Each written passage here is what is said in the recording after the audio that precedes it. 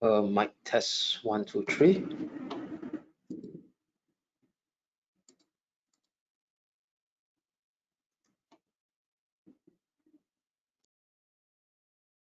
Test.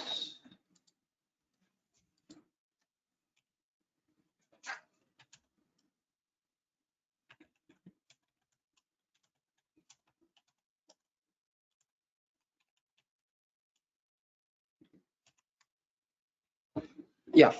Hello everyone. So basically we're about to start soon. So just do a sound check and screen check first. So can anyone hear me loud and clear, as well as see my screen that flashes 10 key charts that matter for Q1 2022?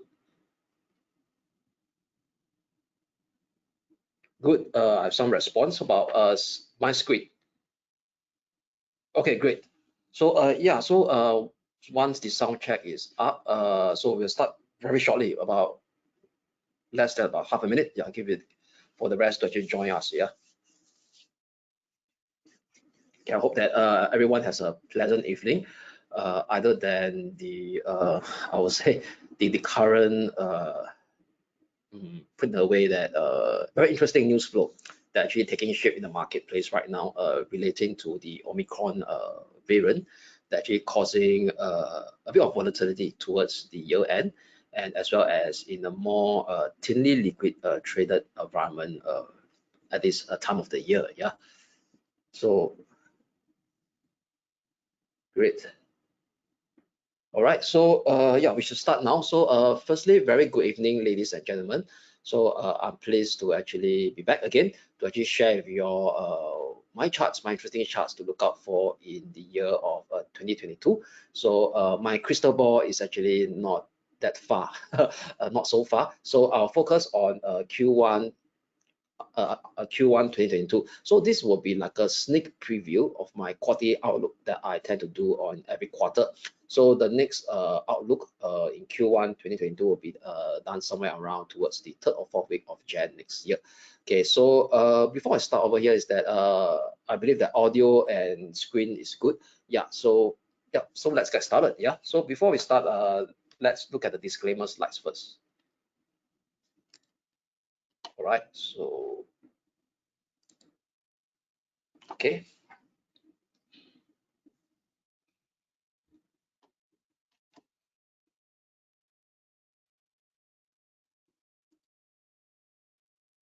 Okay, so basically, this is myself, I'm Kelvin. So I'm the market analyst in CMC Markets Singapore, part of the APAC research team in the region. So primarily, I've been in the market for close to about 15 years, from trading the markets, giving advisory in my previous role, and my expertise definitely lies with technical analysis. And over the years, I will try to use technical analysis with a combination of fundamentals as well as news flows and positioning to identify what are the key potential levels in public traded asset classes. So be it FX, equities, stock indices, as well as commodities. All right. So now let's get started. So basically the first chart I'd like to share with you all is relating to inflationary expectation. As you all know that this whole year, since the start of this year, there's a huge debate among the marketplace whether inflation is temporary or whether inflation will persist. So at the start of this year, a lot of people mentioned that inflation tends to be temporary. Even the Fed and global central bankers have this view as well. But as you all know that as we slowly progress to 2021, inflation has been stubbornly high across the globe. So we look at US inflation, you look at China inflation, you look at Asia inflation, even Europe inflation as well has starts to pick up. And the growth level in terms of inflation, we talk about non-core, we talk about inflation that consists of food and energy, because some people look at non-core inflation that exclude food and energy, which I found it not very realistic. Why? Because we being human beings, we need to actually have food and energy to actually survive, right? To do our daily economic activities. So ignoring food and energy is actually not a proper way to actually analyze the inflation, scenario right now, or situation right now. So inflation has been pretty high on the sticky side, on the upside, due to global supply chain issue, and as well as right now, the last 3 to 4 months is a crunch in the global energy supply space, where suddenly there is a lack of infrastructure to support greener energy that led to an increase in oil prices. So the most important thing is going forward, right? Inflationary pressures.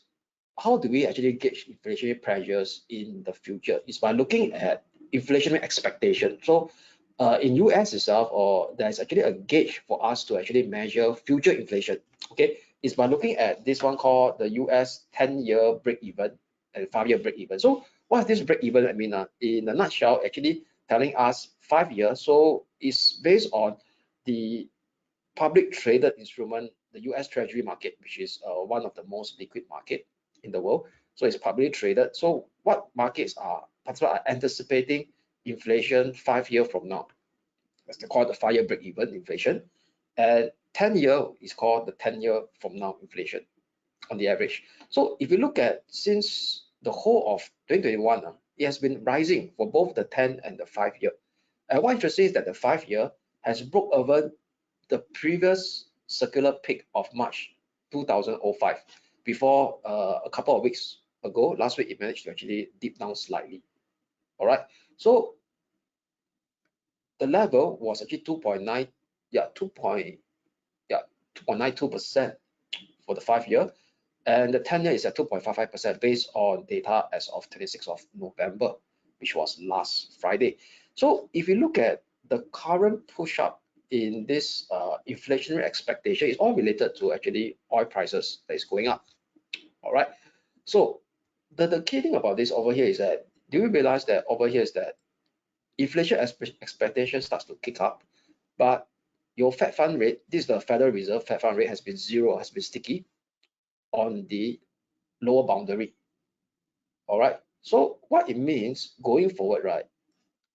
This Fed fund rate cannot be at zero forever. So it got to rise according to inflation expectation. So if inflation expectation continue to push upward, we will start to see the Fed fund rate going up, which is more or less a done deal next year. It's only now, right now, market participant or market expectation is how fast is the pace going to be. All right.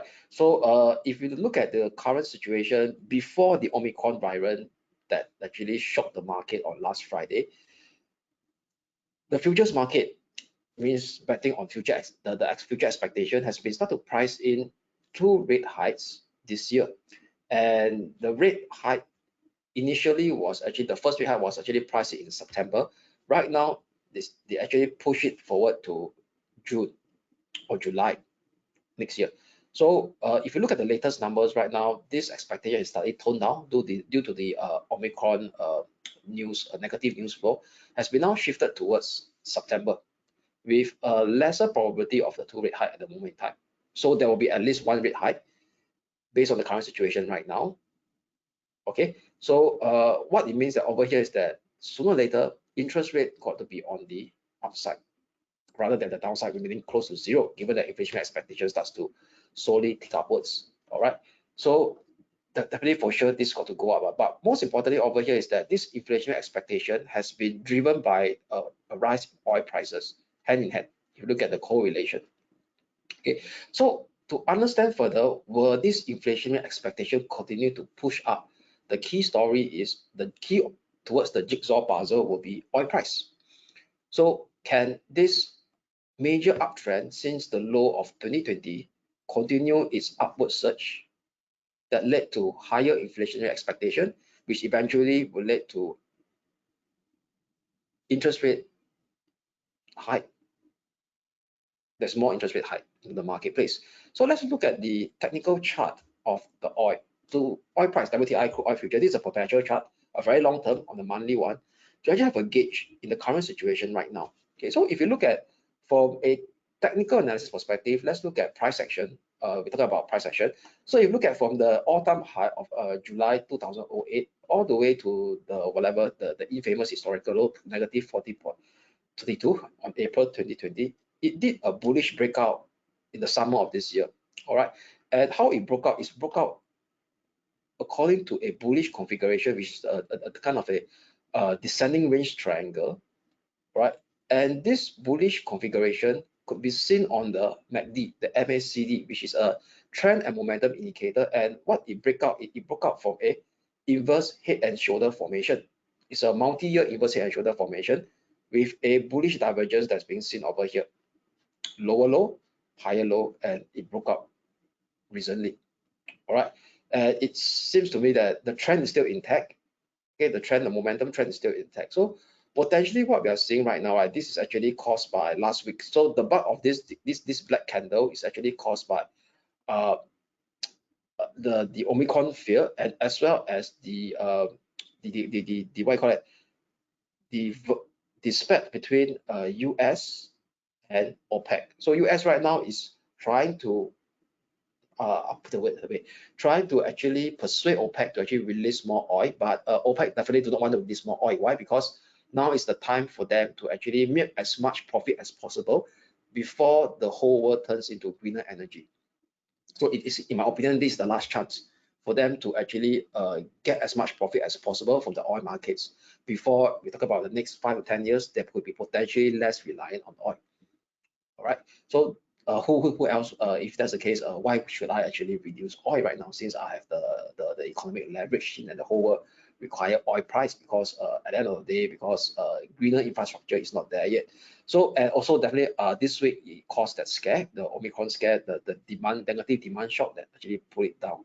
So what we could see over here is potentially a pullback towards 66.60, which was the previous swing high. Potentially maximum as long as this 57.25 holds, which is the long-term pivotal support. So how do I derive this? It's a Fibo target, as well as graphically is the pullback support of this descending range resistance, former descending range resistance now turns to pullback support, as well as this the 50 period, 55 period exponential moving average, I think, as a support as well at this point in time, which was previously I think as support in the past, in the previous very steep up move towards the all-time high. So definitely this is some level to actually of significance, given the number of technical elements that confluence at 57.25. So all in all, right, where it stopped the rally recently is this former range support, that's the resistance 86.25, very close to it. So a break above this level could take us back towards the top of this significant range, which is 103.4, 1010, and as well as the 61.8% Fibo retracement of this previous entire circular downtrend or major downtrend from July 2008 to April 2020. So all in all, right, this configuration of oil seems to be still in a bullish dynamic as long as 57.25 holds. So if that is the case, that means going forward, inflationary expectations are expected to actually increase rather than decrease from this juncture in time. All right. Then now, what will actually cause us to happen next is definitely your bond yield, the yield, which is impact your cost of borrowing. So we look at the one that is kind of a global benchmark will be 10-year Treasury yield. Some people look at the 30-year because I thought 30 year is a bit too long. So 10-year is just nice it's a benchmark also for corporate yields, corporate borrowing as per se. Then after it will trickle down definitely to your housing loans. Right.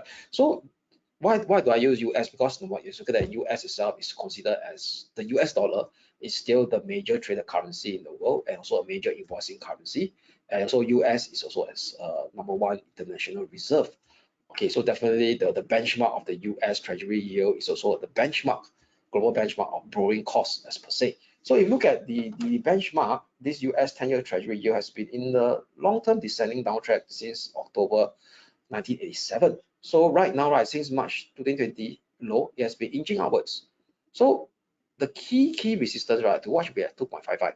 All right. So if we start to see a break above 2.55, we will start to see further potential upside on the US Treasury yield, which actually implies to us that further cost of borrowing will come into the marketplace, which is i.e. Definitely not good for economic growth, because we're talking about the last 10 years we have been living with very low interest rate environment. So if being a low interest rate environment, it tends to induce us, or we take it neglected for cost of money to be so cheap, and the whole world keep borrowing to get economic growth. So once that actually happen, right, it could actually create a negative feedback loop drastically, where economic growth could actually happen. All right. So, but now most importantly over here is that we got to understand over here is that sometimes the rise in the longer term yield is much lesser than the rise in the shorter term yield. So that's why I call the yield curve inversion. Also, this yield curve inversion has a very clear economic impact.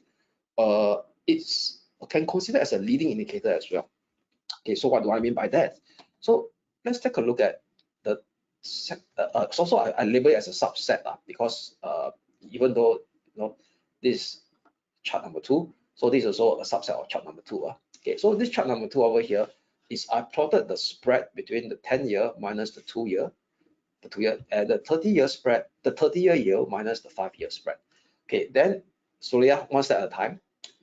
What you're seeing here, this line, this particular we call it this rectangle, some kind of rectangle, is your recession period. Okay, US recession, recession period. So this is during the 1990 to 1992. So this one was actually triggered by the dot-com bubble 2000. All right, then thereafter you also have the what you call it, the war on terror at that point in time. And over here will be definitely the great financial crisis where Lehman Brothers start triggering it. And this one, the most recently, the most shallow in terms of time frame will be last year, were caused by the pandemic. Okay, the great lockdown by the pandemic. So what we could see over here is in the previous recession, okay, this is the zero. So a yield curve inversion will actually occur when the 10-year yield goes below the 2-year and the 30-year goes below the 5-year negative. That means at the end of the day, right, that means the 10-year yield is less than the 5-year.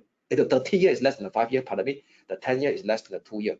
Okay, deep down. So you could see over here, prior to the recession, both of them actually went into negative. That means what it means that the 10-year is lesser than the 2-year. The 30-year is lesser than the 5-year. So what it means over here technically, right, it actually represents a slowdown in economic growth before recession takes shape. Okay, as you know, we know recession. Once recession takes shape, right, it's official in the numbers. But prior to that, economic growth will slow down first. So how do you know economic growth will slow down? Is the yield curve flattening or inversion that takes shape. And if that happens, right, that could actually translate to very weak stock market as well, because stock market is actually forward-looking. So if there's a slowdown in economic growth, that means, i.e., there will be a potential reduction in earnings increase in earnings downgrade. That means there will be a high probability of analysts downgrading corporate earnings. Okay, so what happens? It happens over here as well during the dot-com bubble. It happens during the prior to the great financial crisis in 2008, and this one it occurred just before this was in 2019, around early to mid to 2019, around 2019, early 2019, before the recession took shape. But this one, at that point in time, the 30-year minus the 5-year spread did hit to the negative territory. But what we are seeing right now, both of them are actually sloping downwards pretty exponentially. The speed is quite steep. So what it means that you haven't hit zero. So what is indicating to us that the yield curve of the 10-year minus 2-year and the 30-year minus 5-year is now flattening. That means what's the market actually expectation of what's the market expectation based on the what I call the pricing of the US Treasury market is indicating to us that, hey, economic growth got to start to slow down next year. There will be a high probability of economic growth slowdown. So it can be due to a lot of reasons. It could be number one, it could be due to higher oil prices that forces the Fed to actually cut much faster. Hike much faster, pardon me, hike much faster as earlier anticipated. So that could actually lead to a slowdown in economic growth, because once interest rate go up, or once that means it will lead to a tighter liquidity condition, higher cost of funding. So eventually interest rate will start to slow down, and also there'll be higher demand for wages to actually keep up with the cost of living. Okay, so that represent why the yield curve is actually flattening at this moment in time.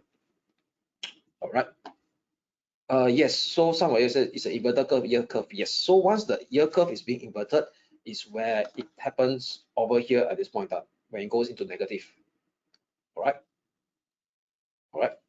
Okay.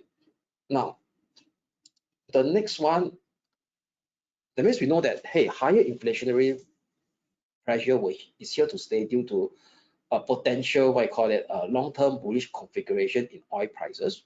Okay, so if there's higher inflationary expectation, the real yield, so the real yield component, that means we talk about the nominal minus the, okay, because what is real is excluding inflation. Okay, so if inflation is high, the real yield will actually starts to dip downwards instead of going up because of higher inflationary expectation. So you look at the US 5-year Treasury yield since the start of 2021 has been trading more on the downside rather than on the upside. Okay, so it tried to go up, but it can't really go up, and it starts to go sideways. Okay, but it seems to be it's like a descending triangle formation, which is a bearish technical configuration. And what we could see over here is that the correlation coefficient with gold and the US 5-year real treasury yield is at a negative 0.56, at highly negative 0.76 correlation coefficient. So what it means is that if the US 5-year treasury real yield continue to face downside pressure, gold futures actually is not trading in line with the US Treasury, but they will move the opposite direction and see upside pressure rather than downside pressure. So the economic intuition is this. Why? Because if you look at gold itself, okay, gold, if anyone who hold gold itself, there's holding costs and it's quite high. Why? Because gold, if you hold gold, there is pure gold. I'm not talking about gold mining companies. There is no dividend. That means the cost of holding gold is high. That means there's no dividend yield. And also traditionally, right, if you hold real gold, you got to store it somewhere, right, in a storage, in a safe whatsoever. So storage cost would be high as well. So the cost of holding gold is high in terms of economic opportunity cost and real storage cost. So the only way to actually reduce this cost of holding is where the real yield starts to dip downwards. Why? Because like I said earlier, yield actually represent interest rate, right? So if the real yield going to dip down over here, that means we're talking about fixed deposit also has a lower has lower return in a way. So that's why we will start to see a slowdown in US Treasury yield, means a dip down in US Treasury yield. It will actually benefit gold, rather due to the cost of holding gold starts to be lowered. All right. I see some question. Okay. I will show slide one later because let me continue. So all questions, right, I will answer towards the end. Okay, towards the end. Okay. Now, the next one will be your dollar, the FX space, 2001. So this, okay, so what it means that over here is the currency as a major, as a primary currency versus the dollar. So what it means over here is how much is, okay, CNH is the offshore yen. That means how one CNH equals to how many US dollar. Okay, so this is how I quoted. That means I use dollar as a variable currency, whereas the one on the left hand side with the base currency. So what you could see over here is towards the second half of this year, the dollar is actually strengthening among all the currency.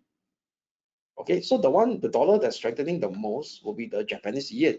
That means Japanese yen is actually depreciating the most against the dollar indirectly. This is what I mean. So the Japanese yen depreciate against the dollar the most, negative 8.84%. That's of 26th of November.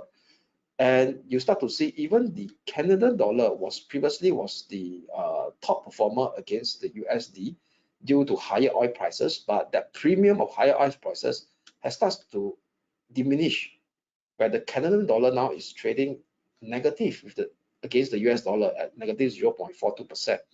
So what it means over here, right, is that the dollar has started to appreciate against almost all the currency, including the Singapore dollar. All right. And the one that is the most will be the Japanese yen. Why? Because all this based on is actually future interest rate policy. As you know that Bank of Japan, Bank of Japan, they are still in I would say that they are still in dovish monetary policy mode as compared to the US Fed. right? So US Fed itself is actually right now trying to actually be more cautious. I would say it's cautiously hawkish rather than outright hawkish. So they're actually cautiously hawkish on their uh, monetary policy, but they're trying to actually, why they're cautiously hawkish, as you all know, that indirectly they are watching the stock market. If they are too hawkish over here, the stock market may start to see a severe adverse shock that causes it. Okay, so but what's important over here, there's one thing that is stark contrast is the CNH. If you look at the CNH over here, throughout the whole year, that's been pretty stable, and they are the only currency right now that is showing a positive return against the dollar year to date. We talk about year to date, it's accumulative year to date at positive 1.66%. So the CNH, the offshore yuan, has been relatively supported by several things. One is China balance of payment is rather healthy, relatively healthy. That means China has a surplus of a trade account. That means that supported the CNH, and as well as China monetary policy. They are not in a way to actually start to reduce interest rate drastically, despite that the Chinese economy is now being engineered into a slowdown. So that actually supported the CNH, okay, versus the dollar. Okay, but all in all, what we could see right now is the US dollar is actually gaining strength against the rest of the world. That's the story. The only one that is in contrast, that means at the other end of the spectrum, is the Chinese yuan that's holding steadily without facing downside pressure against the dollar. All right. So what does this mean for global stock market? So if I were to plot the performance of global stock market over here, right? So this is the broad-based US dollar index. Okay. So if you look at the US dollar index, right, there's this major support at 88.16 that was being formed in 2009. 2018, it tested, never break, rebound. 2021, it tried to test again and it started to rebound. And right now it's moving upwards. Okay. So once it break this descending resistance over here, December 16, 2016, May 2020, it will confirm or reinforce the new major cycle of a bullish US dollar trend. And if you look at even it's before it start to break out over here, what does it mean for global stock market? So this is the relative ratio. That means what I do is I plot the SPX versus the emerging market, SPX versus Europe, SPX means S&P means the US market versus all ex-US, S&P versus MSCI Japan, and S&P versus Asia ex-Japan. So it's across the globe. So what we could see is that all of them, since May, the pullback last year, that at the start of 2021, all of them has started to actually shape V-shaped recovery. So what it means, this area over here is actually indicating to us, this chart is actually indicating that US stock market outperformance against the rest of the world, supported by a strong dollar. All right. Someone can't hear. I'm not sure. So can anyone hear my voice? Yes or no? Hello? Okay, good. Okay, good. Can hear.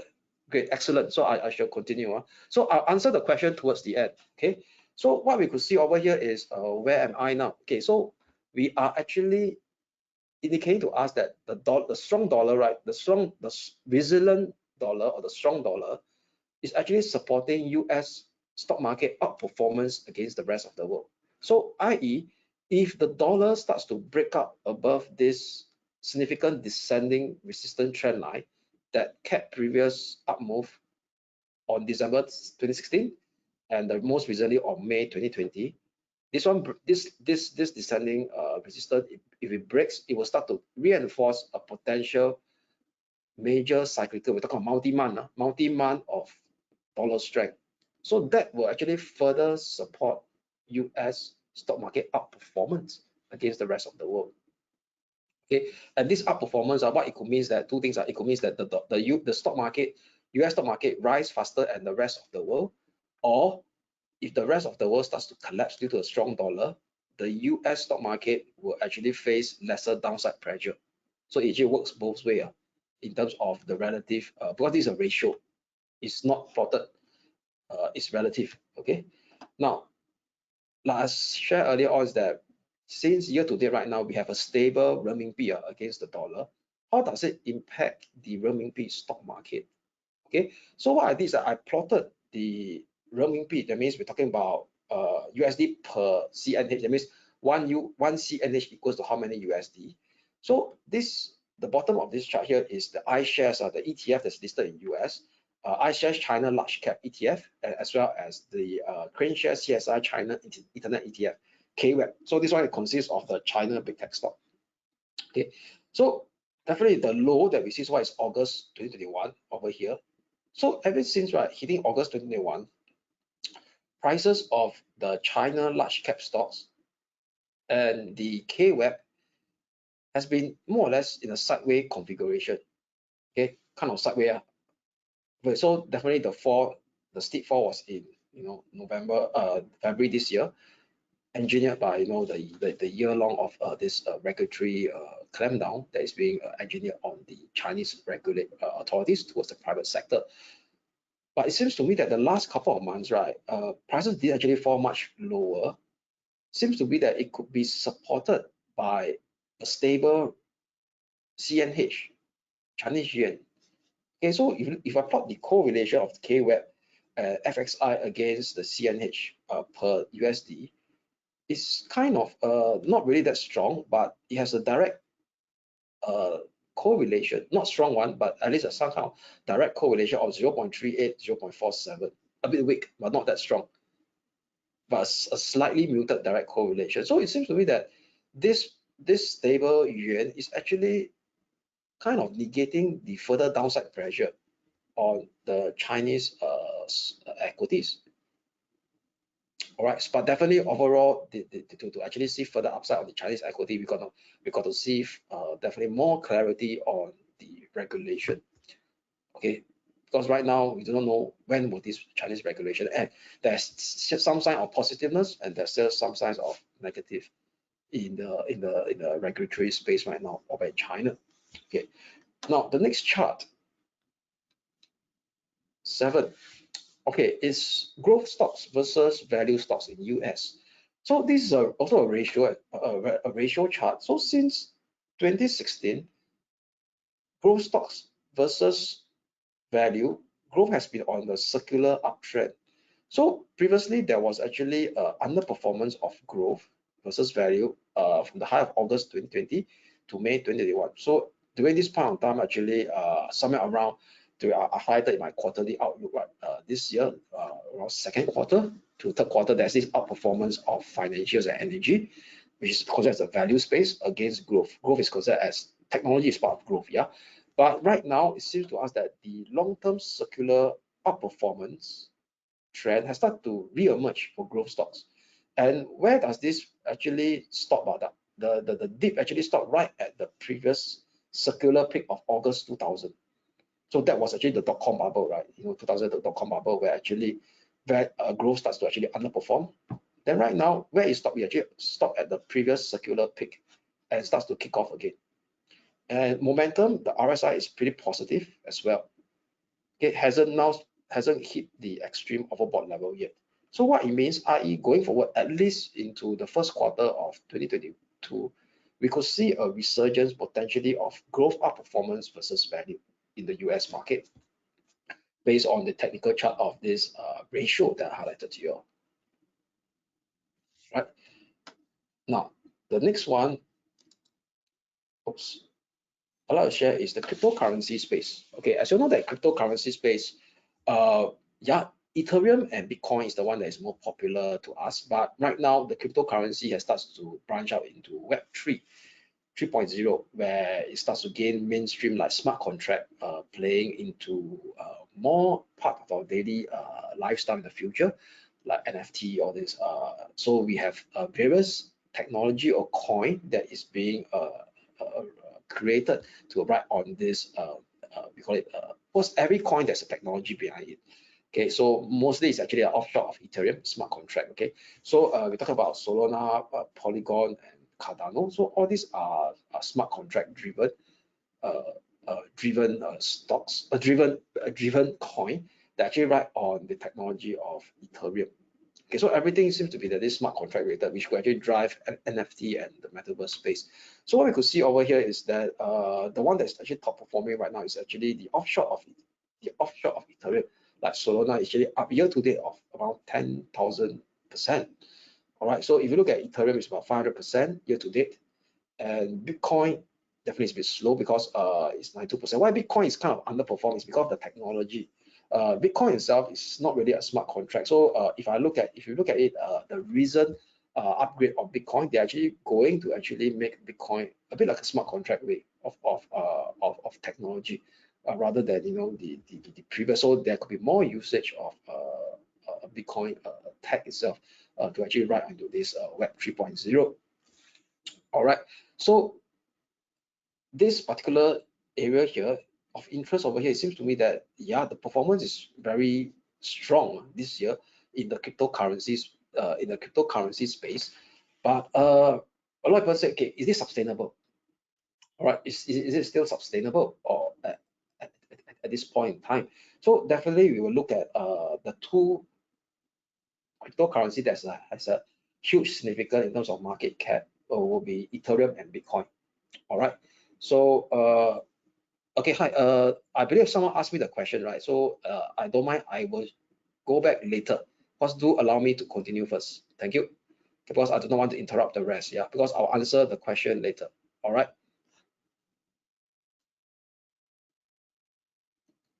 Okay. Now take a look at the coin of Bitcoin versus USD. So as you know that Bitcoin, right? This year, the cryptocurrency space has been hit by a lot of regulatory clampdown as well, especially from China. So all these are the major China regulatory announcement that actually ban Bitcoin or restrict the movement of we call it the activities of cryptocurrency in China, hoping to actually influence to the rest of the world in a way locally, from local to the rest of the world. But if you look at, even though this kind of stringent measures that's being passed on in the cryptocurrency space in China, it seems to us that Bitcoin actually didn't collapse. Okay, it didn't collapse. It actually managed to help on at this 30,100 long-term pivotal support, and starts to help pretty steadily. Okay, pretty steadily, and start to trace out a series of higher low. All right. So what it means that despite all this regulatory environment at this point in time over here, is that Bitcoin refused to collapse and starts to actually trade in a pretty steady fashion. And so what it means in Q1 next year is that if the price movements persist at this point in time, is that we may not see a collapse in Bitcoin or a collapse in the cryptocurrency space for coin that has a purpose in Web 3.0. All right, given looking at the price action of Bitcoin against the number of regulatory we call it restriction that is being imposed by China and perhaps also some of the rest of the world. Okay, so definitely there will be US itself that there's also some kind of regulatory we call it issue as well towards Bitcoin, but the one that's coming out this year the most is from China. But despite that, Bitcoin is still held pretty steadily, so that actually translates to Ethereum as well. Okay, so now the last chart, so definitely will be on the S&P. Okay, I saved the best for last. So S&P, as you all know, that US market is the one that is leading the world since 2009, means the start of this long-term circular bullish trend, 2009. So next year will be the 13th year. So US being the market leader will definitely have a significant influence in terms of sentiment. So if US falls, the rest of the world will fall. Agree? Okay, so now let's take a look at this situation of US. So what I did is I did an interesting study on, I plotted the ratio of, okay, this is a long-term chart since 1950s. The green line is the S&P 500. This dark blue line is the ratio between the SPX, the S&P 500, and the Bloomberg Commodity Index. All right. So what it means that over here is that if the commodity, if the blue line is sloping downwards, that means the S&P, the S&P is actually outperforming the commodity index. Okay. If it's sloping upwards, okay, pardon me. If it's sloping upwards, S&P is outperforming the commodity index. If it's sloping downwards, the S&P is underperforming the commodity index. All right. And over here, okay, sorry, I got confused. Okay, so the ratio at the bottom, because I'm looking at too many charts. Pardon me, I recap everything. Okay, the green line is the S&P 500. This dark blue line here is the Bloomberg Commodity Index, and the ratio is at the bottom. Okay, so what it means that if the ratio is sloping upwards, the S&P is outperforming the commodity index. If the ratio is sloping downwards, the S&P is underperforming the commodity index. So, okay, what it means over here is that take it one step at a time. I'll explain very slowly, but this is a very interesting chart over here. All this line I highlighted is the previous major bear market of the S&P. What I mean by major bear market is anything that is more than 40% decline. So from the December 72 to August 74, 2 year of bear market, the S&P lose 42% closing price. All right, closing price. In August 2000 to September 2002, the S&P lose negative 4%, 40%, and this one was during the Great Depression, the Great Financial Crisis. Pardon me. October 2007, February 2009, the S&P lose negative 47%. Okay, so these are considered as major bear market. All right. So prior to this major bear market, the S&P actually there was actually a sign of underperformance of S&P against the commodity index. So what it means over here is during this point in time, inflation is actually rising very high, which actually benefit the commodity price index. So once that happened, the Fed is forced to hike much faster and much quicker. So that causes a very swift earnings downgrade on the S&P, on the S&P on the stock market. So that lead to what I call a setback, a major correction. So this happened over here as well during the period of prior to the dot-com bubble. Over here, prior to the subprime crisis crash.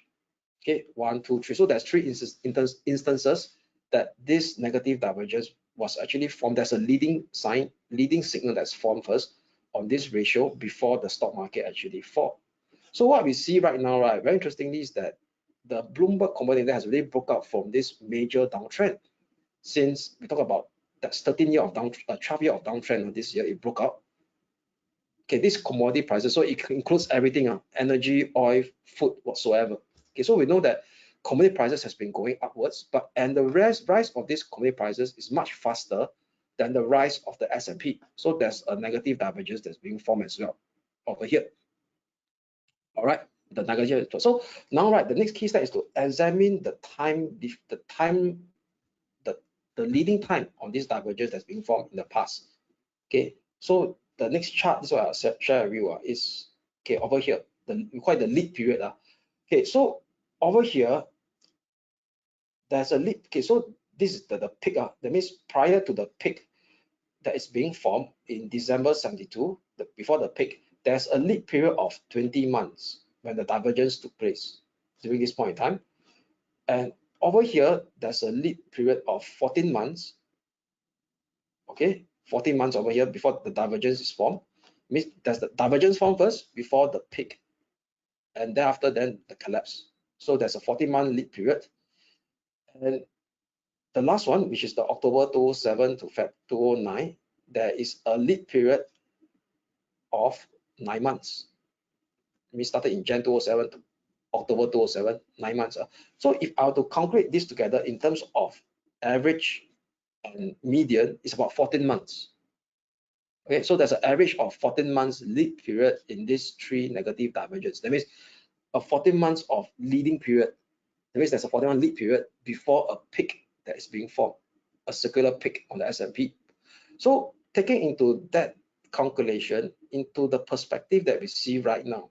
So right, the negative divergence, right, has been detected from November to March November 2020 to March 2021, yeah, it's get short. The lead period is getting shorter. I agree with that. So right now, so based on so we got to do some kind of estimation over here. So this point in time over here, right? That means the divergence has spot from November to March 21. So taking account after March 2021, because that's end of March 2021. So from April to November right now, there is actually a period of 8 months so far. Okay, so now the lead period is actually 8 months. 8 months into the making of this divergence. That means the divergence has already formed, and now so far it's already 8 months. Okay, so if I were to take into account of the previous median, the median, which is around 14 months, if I minus off 14 months minus 8, the lead period so far, so what we could see over here, the risk period that may trigger the decline is somewhere around in May 2022. So that's coming around the second half. That's the earlier part of this, the second quarter of next year. All right. So what we could see over here, right, is potentially what we are seeing now is a potential melt phase in the stock market, where everybody seems to be having this optimistic view that prices, everything will be fine. If you look at earnings, we call it analyst consensus, they still have a view that earnings will still be good for 2022, despite that we start to see potential higher inflationary numbers coming into the picture. All right, so that is the situation we are actually seeing right now. So this is based on what I see in the markets. I mean, based on past price action, and I'm trying to use past price action to actually give a gauge going forward, okay, based on what happened in the past. And it all boils down on the principle of human behavior never change. All right, okay, good. So I come to the key charts, okay, these 10 key charts. So it's actually a sneak preview of what I'm going to share with you all in my Q1 outlook. So then my Q1 outlook will be more than this. So I'll be sharing more about the levels to watch, the key levels to watch on the S&P, the key levels to watch on the rest of the other major market. Okay, so these are just a sneak preview of what going to coming up next in the Q1 outlook, which I will actually conduct in somewhere around the 3rd to 4th week of January next year. Okay, so now let me answer some of the question. Let me go back to the part over here. Okay, someone want to say slide 1. Okay, what is slide 1? Okay, this is slide 1. So basically, this part over here is we are sharing inflationary expectation. Okay, inflationary expectation on the rise as indicated by the 5-year break even and the 10-year break even. All right. So this actually depend. What it means that over here is what is the inflation rate 5 years from now, and what is the inflation rate 10 years from now. That's why I call it future inflation, or they call it the expectation as derived from the trading prices of the US Treasury market. Okay, so the other question is, how does all the QE printing affect USD in the short term, considering the potential Omicron crisis? And what is your view on the dollar, US dollar, Aussie dollar? Okay, so this one, let's take it in two parts over here. So definitely we're talking about, okay, QE, okay, no more QE really, yeah. So the whole world now going to stop about QE because number one, the Fed already mentioned that they're going to start to temper QE. Okay, they're going to start temper. So we need to stick to the bias that there is no more QE, or at least a reduction in pace in tempering. Okay, if they don't want to quicken the pace of tempering, there will be a reduction in tempering, but there will be a wind down of QE. So given that is that situation over here, how does it impact USD? Okay, so overall, right, if you look at the currency that is trading against the USD, okay, number one, you got to understand the Fed versus the rest of the world. Okay, so right now, right, if you look at two currencies, you look at Europe. Europe is still pretty much hesitant to actually normalize their QE. They still haven't come out when we're going to temper their QE. Okay, so then if you look at the Australia, the RBA, you look at RBA in the last RBA meeting, the governor also did mention that they might not want to hike in 2022. The first hike will come in 2023 because why? Because several economic target has not been met yet to warrant a hike. Like we talk about unemployment figures or employment data. So all in all, right, that actually supports the dollar, at least in the short term, against the Aussie. And especially do not forget, we're talking about in terms of we call it a demand shock over here. We're talking about like an Omicron crisis over here that could actually lead to safety, a flat to safety. So where potentially Aussie would potentially dollar will be strong, especially against currency that has a link to economic growth. Okay, so the thing about Australia dollar is actually linked to copper and iron ore, because if we're talking about Omicron crisis that's creating a negative demand shock, so there will be less demand for iron ore and copper. So that could actually add downside pressure on the Australian dollar. So we start to see the Australian dollar starts to actually comes under pressure against the USD, which I still believe that technically it could still see further pressure, at least in the short term, further downside pressure potentially, and also being reinforced by the less hawkish tone from the Australian Central Bank, the RBA. Okay, now I hope that answered your question. Okay, do you expect CNH continue to be strong against the dollar?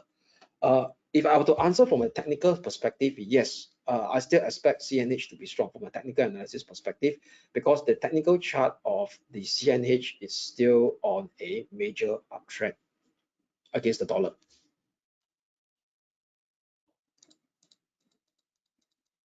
Okay, let me scroll through the next question. Okay, someone asked me about the Russell relative chart of the Russell. Okay, here you go. So this is a relative ratio chart of the Russell 3000 growth versus Russell 3000 value. So it's a broad base. So that means 3000 growth company versus 3000 value company. So what it means that over here is that the long-term secular outperformance of growth trend against the value has starts to reinsert itself. And how does it reinsert? Is after the retest of the previous secular peak turns into a support that was formed in August 2000. So why this is secular peak? Because after this peak is being formed, the growth actually underperformed significantly for 6 years against value. Okay, so this current price action seems to indicate to us that growth has started to resume its long-term secular outperformance trend against value, and also supported by the RSI as well, the monthly RSI.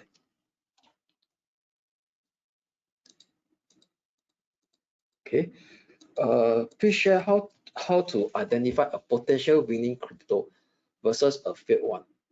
Okay, so the thing about crypto over here is that, okay, we know that it's a wild west market right now.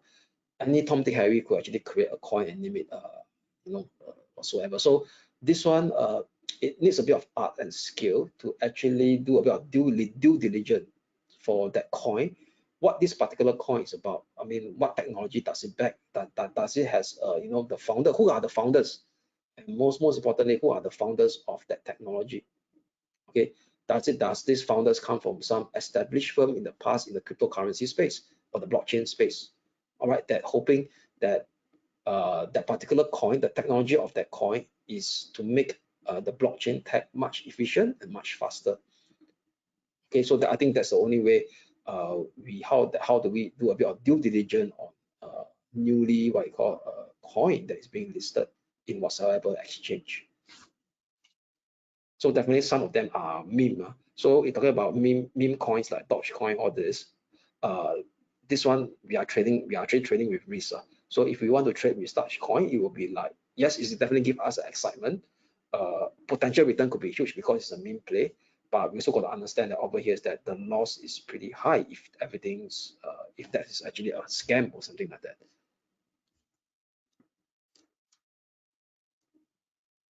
Okay.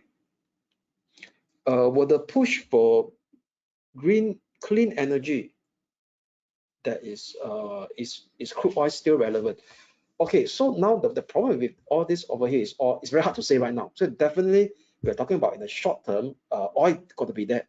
Okay, before, because do not forget, clean energy itself, we need clean energy, number one, to be efficient enough, and to efficient as in it costs cheap, efficient as in the economic cost of producing it and storing it must be feasible and for companies. Okay, why oil is still relevant? Because oil can be produced effectively and stored efficiently. So that means it can be stored in a bunker or or oil tanker, not very expensive.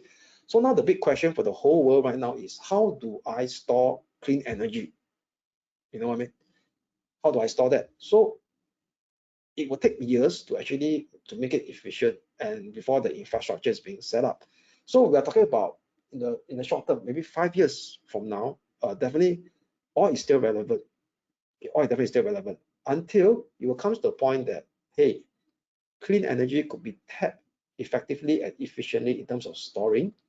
It's a lower cost of storing over here. Then I would say clean energy will has a chance to actually totally replace crude oil. So at this point in time, for the short term, very hard for me to say that to see that suddenly we don't use oil in the next 2 to 3 years or even 5 years, 2 to 3 years down the road. Okay. Someone asked me in slide 10, may I confirm that there is a lead time after the negative divergence occurs before the deep correction? Is it correct?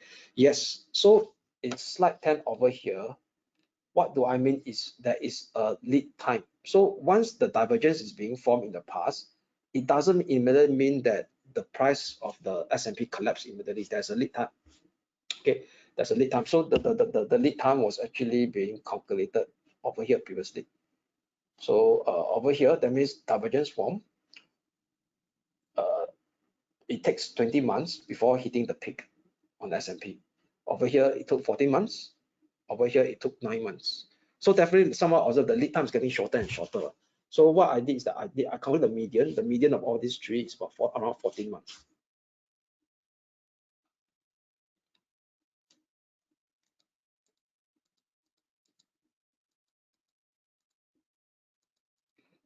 Yes, this thing will be recorded. Okay, this thing will be recorded. It's recorded, and I will post it in my Twitter handle and CMC YouTube. Later I'll share with you how to find our social media channel. Okay, do you expect WTI crude oil and natural gas to go up in the next few months? Well, okay, this one, let's go to the chart because technically speaking, because if you look at the technical trend, it's still pretty intact, the uptrend. Number one, there's momentum is still strong, as indicated by the MACD. There's a breakout of this major inverse head and shoulder bullish price breakout. So what we could see over here is that definitely the key support to actually maintain this long-term bullish configuration is 57.25. So as long as we do not have a weekly close below 57.25, potentially we could see oil price to actually hit the next resistance zone, which is 103.40/110. So that's the next 3 months, at least my 3 months view for the oil price.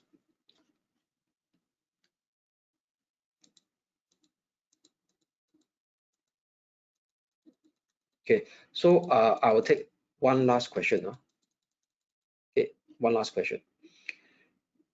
If Fed is less hawkish due to the latest variant, what do you see as the implication on the stock market? Okay, so right now we got do not forget over here is this.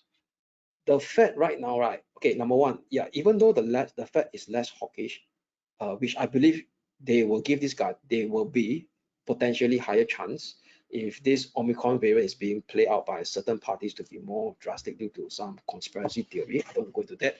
So the Fed will give a less hawkish guidance. So that could actually give me that melt up, that melt up phase in global equity prices. But do not forget over here is that the current situation right now is actually not caused by economic condition, it's caused by a pandemic, which is out of the economic realm. So what it means that over here, the less the less hawkish or the reluctant of Fed to normalize interest rate policy will actually aggregate we call it will actually do much more harm to the economy in terms of the social state of things. Why? Because number one, if this pandemic continues over here, and if the wealthy get wealthier due to the ability to actually hoard financial asset classes being supported by a less hawkish policy, you will start to see a class war that is being up and played by various parties. All right, because if the pandemic even continues, okay, because at the end of the day, certain people may not benefit from it at all. And also, do not forget over here is that if the pandemic continues into the near future over here, even though Fed continue to be less hawkish, its impact will be diminished. Why? Because there will be spill of forces, geopolitical risk will start to rise. Why? Because if you look at the current situation right now, if this pandemic continues over here, is that China will has a stronger say to maintain COVID zero policy. That means, i.e., they will keep on continuing their stringent lockdown measures. So do not forget, China is a global player in the global supply chain. In the last 5 years, its role has been much more significant. So if we look at the situation right now over here, why the global supply chain is still in a crunch situation is partly because of China doing this stringent lockdown that causes, some supply that cannot be get in time or delivered in time to the rest of the world. Okay, so if that continue to persist, right, there will be a clash of ideology between countries that wants to open up and China that's leading that advocating this COVID zero policy. So eventually, right, it will lead to what I call blaming of situation. Hey, some countries will blame China that you are the one that causing this inflationary problem to the rest of the world. Because number one, if you don't open up, global supply chain crunch will still be there persist, which eventually lead to higher food prices, but everything's going to go up higher because of the supply chain issue. And don't forget, supply chain, it takes years to actually adjust. Even though let's say I want to actually suddenly pull back all my factory to the web, to US or to Europe, and allocate somewhere, that take years. So the inflation pressure, then people will start blaming one another that you are the one that's contributing to this situation. And added together, if the pandemic still continues, that could actually lead to higher geopolitical risk. So when that happens, right, even though despite the Fed starts to reduce interest rate, it may not be beneficial to the economy at all, or even the beneficial impact towards the stock market will be greatly reduced in this kind of scenario. Right, I hope that answered the question. All right, so okay, can show slide 3, 5, and 6. Okay, I repeat again, this slide will be recorded. Okay, so very quickly,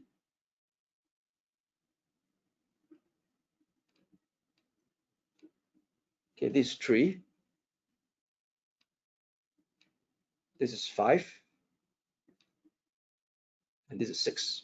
Okay, last question. What is the expectation of EV going forward in view of commodity inflation rising going forward?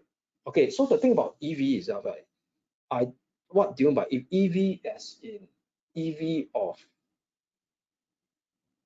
as a whole, or EV of certain stocks? Okay, so if you look at EV as a whole, market as a whole, I look at the China EV market, that's ETF, Global X ETF, China ETF, that is still in a bullish uptrend. I could answer that question. So in terms of, but some EV stocks itself over here is still trading sideways, and Tesla definitely is an EV play. So Tesla itself is going to be very cautious because Tesla seems to be very related to the US stock market in terms of the correlation. So if you are talking about correlation of the market were to actually come down, especially on growth stocks in the next second quarter of next year, Tesla might be get hit. So Tesla may face a potential downside correction from here if that could be a whole. So EV as a whole ecosystem is a long-term play. It's a very, very long-term play. Okay. So right now over here is that if we have a view that the market were to be suddenly there's a big crash of 40% that's coming in the next year, even though a long-term view, a long-term beneficial view will start to collapse as well. That similarly, if you go back to the year 2000, all technology stock actually fall despite they have long-term potential. Take a look at the chart of Microsoft. Take a look at the chart of at the point in time, like for example, Intel. Okay, so actually all of them actually has this indiscriminate sell-off. All right. So yes, I believe that EV is still a very long-term play, but if that particular potential circular bearish trend inserted itself on the global stock market, I believe that EV itself, even though it's a long-term good beneficial bullish play, it will still face adverse potential impact like what we see during the dot-com bubble. All right. So yeah, thank you very much for your time. So I'll end. Yeah, it's 10 minutes really. 5 minutes of a shot, just nice. So very quickly, right, where do you find our stuff? And I will upload this recording as well to this place over here. Okay, so for those right who are in Twitter, who visit follow me, good. And those who not, I urge you all to follow me on Twitter or follow us, CMC on Twitter. Why? Because we tweet every day on the markets. Okay, so we give we call it commentary on the markets, and also share with you all some of the views of the market in the technical views as well. So do give us a follow at that's my Twitter handle, Profit SC Wong. So just follow over here, or if not, you can actually visit our YouTube channel, CMC YouTube channel. So you start to see over here my weekly technical outlook, which I upload every Monday, and you can take a look at this week outlook. Technically, it's still bearish in a way, because reason why, take a look at this video which I uploaded on Monday, and this particular session also upload in the channel as well. All right, this is our YouTube channel. So with that, thank you very much for your time, and I wish you all Merry Christmas and a Happy New Year, and I hope to see you all soon in 2022, and do stay safe and healthy. Thank you.